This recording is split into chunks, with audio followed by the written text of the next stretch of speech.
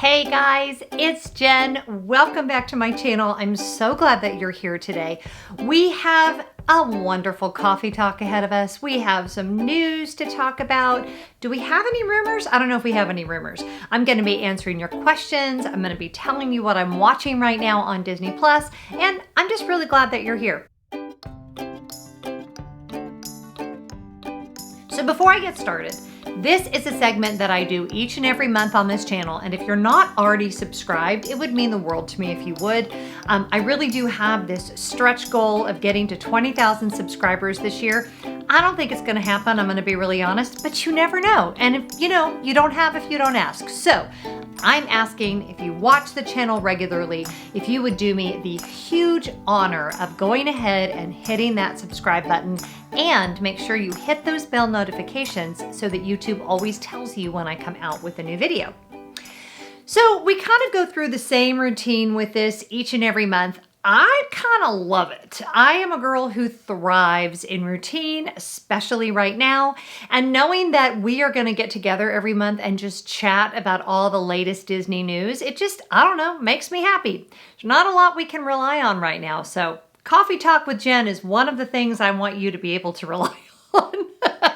But let's talk about my mug of the day. I am having tea. This is Yorkshire Gold tea today, and it is in my Mickey Mouse Merry and Bright mug. Now, this line was last year's, I believe. I only had a couple of things. I got the tote bag and I bought this. So stinking cute.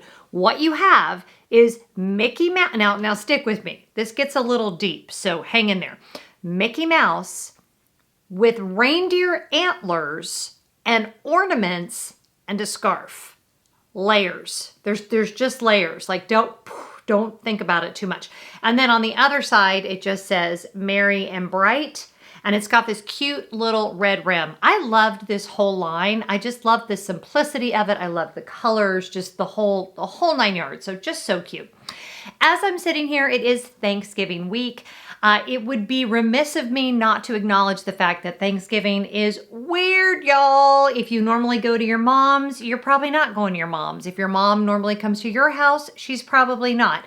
If you normally gather with friends, that's probably not happening either. So I think we're all just feeling a little off kilter. Like, is it really Thanksgiving? What's really happening? It's just such an odd time in our world. And so whenever I feel off kilter, I like to talk about things that aren't really that important in the vast scheme of things. So let's talk about Disney. Not saying Disney's not important. Of course Disney's important. We love Disney. Disney is a great escape, and we can talk about something bright and joyful and happy, and there isn't a thing in the world wrong with that. So the first thing I'm going to talk about today are just a couple of pieces of Disney news. The one that I'm most excited about, well, there's two. There's two pieces of Disney news that make me really happy. The first one is that starting January 1st, they are bringing park hopping back. Now, I'm not planning on going into the parks anytime soon. However, when I am ready to go back, park hopping is very important to me. I usually have an annual pass when I visit, and that is just kind of part of the experience. And I was really kind of bummed out that that wasn't a possibility. So I'm super excited to hear that that starts again January 1st. Now, you don't make a reservation for the second park. Basically, you go to your park of the day, and anytime after 2 o'clock, you can park hop pending availability. And I've read different reports about how this is going to work. My assumption is that you'll get on your My Disney Experience app and a park will either be green or not. And if it's green, then you're able to go. I think this is going to benefit most those of us who really enjoy going to Epcot in the evenings because, you know, you may want to go to Magic Kingdom in the morning and then park hop over to Epcot. And yeah, it just doesn't feel like Disney to me without the ability to park hop. And I realize it's petty and stupid, but you know, I like it. So I'm glad to hear that they are bringing that back. And then the other thing that I was really excited about is the new walkway from the Grand Floridian to Magic Kingdom. And I've seen a couple of people post things about this. If you guys have seen a really good like blog, probably a blog post would be best because I want to see the actual map. Because now in my brain, it is actually possible to walk all the way around the Seven Seas Lagoon. And that is something that I've kind of always fantasized about. I'm a person who loves to go for long walks. Anytime we go and, visit a new place, that's kind of how I get the lay of the land. And I've always enjoyed walking from the Contemporary to Magic Kingdom. So the thought of being able to somehow walk that entire thing, although I guess you couldn't really well, no, you could, because you could walk. Stick with me here. You could walk, if you started at the Contemporary, that means you could walk to Magic Kingdom. You could then walk to Grand Floridian. You could then walk from Grand Floridian to the Polynesian, which you've been able to do. I've done that walk many times. And then you could go to the TTC. So the only segment that would keep you from going all the way around is there is no way to walk from the TTC to the Contemporary, but it's pretty darn close. And, early in the morning, I mean, can you imagine how cool would that be before things are open and it's nice and quiet? I don't know. This girl is excited to do that at some point, which is a nice segue into another thing you may want to be looking into right now, which is discounts. There are so many discounts right now. There are Florida resident discounts. There are annual pass holder discounts. There are Disney Visa discounts. And I actually just booked a trip that I'm probably going to cancel because I was able to get a rate of $262 a night at the Contemporary, which is insane. It's basically 50% off. And that was using the Disney Visa cardholder rate. So if you have a Disney Visa, if you go to the website, I believe there's a link. They should have sent you an email and you can actually do it online. Like I said, I booked it. Am I going? Probably not. If you want to hear my thoughts on when I know for sure we're going back to Disney, well, nothing's ever for sure. But go and watch the video that I did about that right here if you're interested in all of that. And I'm going to be taking a rather controversial question about that at the end of the video. So make sure you stick around to the end to hear my answer to that. Intriguing, isn't it? I know. So let's see, what else do we need to talk about as far as news and rumors? I think we already talked about last time that Disney Vacation Club has now officially upped it to 125 points. Buying direct if you want all of the direct benefits. So the blue card, which, enables you to get in, well, right now, enables you to get into the Epcot lounge. So there you go. I have feelings about that, about my included chips and soda. So, just buy resale. Boy, she's in a mood. She's in a mood. But yeah, you have to buy 125 points direct from Disney. Do your homework. If you buy resale, you can save tens of thousands of dollars perhaps. And then you could just use that extra money to when VIP tours start again, you could just do that. And that would make you feel better about not being able to get the free chips in Epcot. Cheers. All right, so that's our Disney news and rumors roundup. There's been a lot more that's gone on, y'all, but I'm not really like the Disney news and information channel. If you watch my channel regularly, you know that. But I've seen a few things about like the ride vehicles for the Galaxies of the Guardian ride. That's what we're going to call it now. The Galaxies of the Guardian ride. Super excited about that. If y'all don't start calling it that, I'm going to be very disappointed. Anywho, that looks like it's going to be really fun. I know my boys will absolutely love that. The ride vehicles, they turn all different ways. Super innovative, and that's going to be great. I know they keep pushing the opening date for Ratatouille out. I have ridden that ride. It is absolutely delightful. I mean, it's delightful. You guys will adore it when it opens. I can't wait to ride that. So yeah, lots of good things on the horizon, and hopefully this vaccine news is going to hold and we're all going to be back at Disney with all of the normal things before we know it. And that is really the kind of the spot on the horizon that I'm trying to focus on. All right, so let's talk about Disney Plus. I'm not watching a ton of Disney Plus right now. The thing that I'm most looking forward to is WandaVision, which I think doesn't come out until January. I can't even tell you how excited I am. There is so much to love about that entire thing. And yeah, super pumped about that. There is one show in particular that I keep putting on kind of in the background as we're decorating for the holidays. And I wrote it down because I can never remember exactly what it's called. It is called Decorating Disney Holiday Magic. And it actually is hosted by Whoopi Goldberg, and they take you to Disneyland in California and Disney World in Florida, and they show you how they decorate the resorts. For those of you that need like the gingerbread house fix, which I desperately need this time of year, especially since I know it's not going to actually be happening at the parks. It just shows you how they do all that, the entire team that puts so much work and effort into it.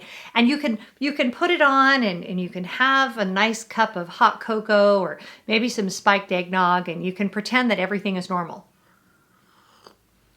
It's good. There's nothing wrong with that. It's a good thing to do. All right. Now, what else am I watching on Disney Plus? That's really it. I mean, I will be watching more as we get closer to the holidays. We'll be watching the Santa Claus and obviously some things like that. I think they've got Home Alone on there right now. They've got a lot of classic Christmas movies.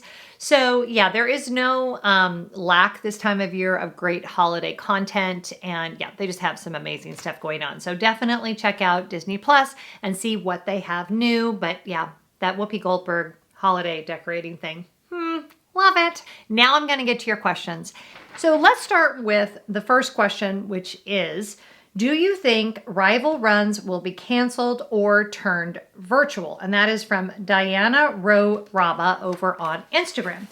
So, rival runs is the Star Wars race weekend. I'm registered for it. I have hotel reservations. My friend Sarah and I are excited, I guess. Do I think it will be canceled? I think that all depends on the vaccine. I think if a vaccine is readily available and we're able to do those things, and financially Disney has enough registrations that it feels like it can pull it off.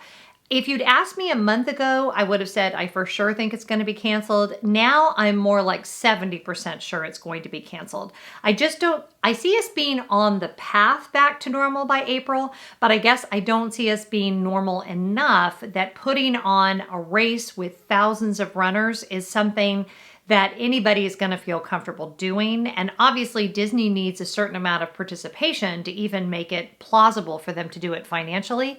So I'm not sure where they are with registration for that race. I'm not sure how Run Disney is doing financially. I mean, that is a whole nother topic of conversation. I'm 70% sure it is not going to happen. But I mean, that means I'm 40% sure that it might happen. So my fingers are still crossed. I'm not canceling. I'm hoping that it can happen. Obviously, if no one feels like it's safe, it's going to be canceled anyway. So I'm definitely taking a wait and see attitude about whether or not Star Wars will actually happen. So fingers crossed. Okay, and then this next question is, you know what? I'm going to end with the one that's the least controversial. Let's do it that way. This next question is a little, how do I say this? I almost didn't take this question because I don't like to judge what any other YouTube creator does. We are all doing what we need to do for ourselves, for our families, for our business. But I've been asked this enough, and I feel like I really should answer the question. And that is, do you struggle with following creators who are going to the parks a lot right now? And that is from Tiny Dancer 06. And my answer is kind of, and also it depends. I do not struggle with the influencers, which I hate that word, but for the purpose of this, I'll use it because we're talking about YouTube, Instagram, bloggers, the whole thing. The people that I know personally, okay, so that is going to be my friend Brooke, my friend Allison, my cousin Kimberly, people that I am actually in their lives. In other words, I have their cell phone numbers. I know when their birthdays are, not just because social media tells me, right? These are my friends. Those people that are going, I know for a fact, are testing regularly, are quarantining when they get back from traveling, and are taking every precaution, both while they're at Disney and, while they are at home. These are not people who are out there not wearing a mask or making a statement about not wearing a mask. These are very responsible people. And I want to be super clear that I do not believe that the spread of the great unpleasantness is due to influencers going to Disney. It's just not factual. I think that Disney is doing a very good job, not only of sanitation and all of that, but of ensuring that people are being compliant with their masks. So the people that I know personally and I know their protocols, I don't have a hard time with them going because I know how responsible they're being. As far as kind of the Disney community at large, I can't speak to that because I don't know how those people are living their lives. I will say this, anybody in any realm right now that works anywhere, lives anywhere, shops anywhere, if you are engaging in behavior that could potentially cause the spread of the great unpleasantness to increase, I am not for that. So that would include not wearing a mask. That would include having social gatherings. That would include having a gathering with people outside of your home for, a wedding or a baby shower, and people are not social distancing and not wearing masks. All of those things. There are a lot of reasons why this has gotten out of control in our country, and I don't think it is due to Disney influencers. And the ones that I know personally, I can tell you without any hesitation, are taking every precaution.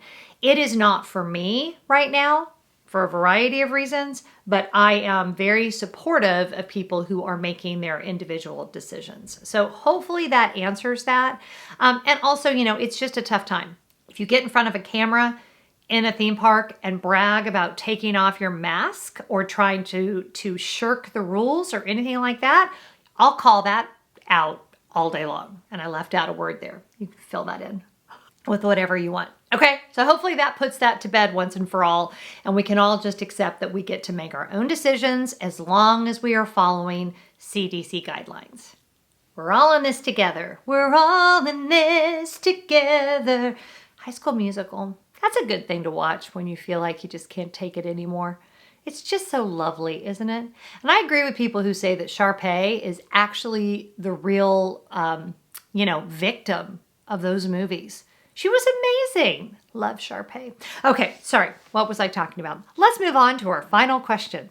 All right, my final question today is, what are your favorite Thanksgiving traditions? And that is from Chemical Kitten 26. So it's kind of funny because I grew up in an airline family, and this will make sense to those of you if you have a dad who's a pilot or a spouse who's a pilot or a brother, whatever. You don't usually travel during Thanksgiving because when you fly for free, you fly space available, and the holidays are not the time for that. There's no open seats during that time. I say this joke all the time. It's a Jerry Seinfeld joke. They call it standby because you stand in the airport and wave bye to everybody that bought a ticket. So yeah. So we've not had that tradition for quite some time of like traveling to extended family or even my mom. I mean, we generally will see her the beginning of November or like in between November and Christmas. By the way, I miss her desperately. Mom, if you're watching, I miss you. So hopefully I will get to see her very, very soon. But our traditions, we used to travel to Vero Beach every year for Thanksgiving. We stopped doing that when the boys went to different colleges, and not all the colleges have the whole week off. So the last couple of years, our Thanksgivings have been very low key, just super chill. I always cook. It's funny because I've cooked a turkey forever, and this year everybody actually requested ham. And at first I pitched a fit about it because I'm like, no, I always cook turkey. And then they were like, you're a vegetarian, why do you care? I'm like, that's actually valid. So we're doing a ham, which is so chilled out for me. I'm very happy about that because it's a lot less work. But we will have the Thanksgiving Day, the Macy's Thanksgiving Day Parade on, which evidently is happening, even though there's not going to be crowds, but they're still going to do the parade, and they're still going to have the Broadway performances, which I'm super excited about. And I put cinnamon rolls on, and we usually have scrambled eggs and watch the parade, and we have a big breakfast. And then nobody eats lunch, or if they do, they're on their own. And then I always make a big dinner at Thanksgiving. We usually watch a Christmas movie, and we just kind of hang out. It's kind of just a very quiet family day. We don't have any big grand traditions. When the boys were little, I used to try to do go around and say what you're thankful for. And I just got mocked. So we don't even try anymore. Keep in mind, my boys are 24, 21, 21, and then my husband, so, which I won't say how old he is because he'll get mad at me. But it just is a nice family day. And so I guess the tradition is that we don't watch football at our house.